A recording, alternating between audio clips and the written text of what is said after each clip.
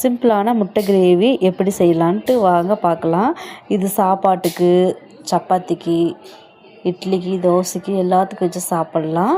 அதுக்கு ஒரு கடாயில் எண்ணெய் ஊற்றி கடுகு போட்டு, கடுகு பொரிஞ்சதே கருவேப்பிலை போட்டு தட்டி வச்சுருந்த வெள்ளை பூண்டு போட்டதுக்கப்புறம் கட் பண்ணி வச்சுருந்த சின்ன வெங்காயத்தை போட்டு நல்லா வதக்கி விட்டு, அது கூடயே பெருங்காயத்தூள், மஞ்சப்பொடி, உப்பு, கறி மசாலா, சிக்கன் மசாலா, மட்டன் மசாலா 3 பொடி மிக்ஸ் பண்ணி வச்சுருக்கேன்.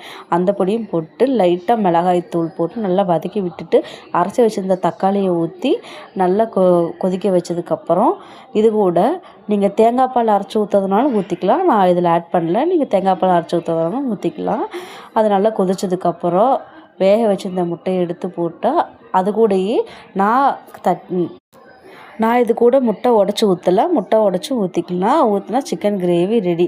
வீடியோ பிடிச்சிருந்தால் லைக் பண்ணுங்கள். மறக்காமல் நம்ம சேனலை சப்ஸ்கிரைப் பண்ணுங்கள். உங்களுக்கு எக் கிரேவி ரொம்ப பிடிக்கும்னா மறக்காமல் கமெண்ட்டில் சொல்லுங்கள்.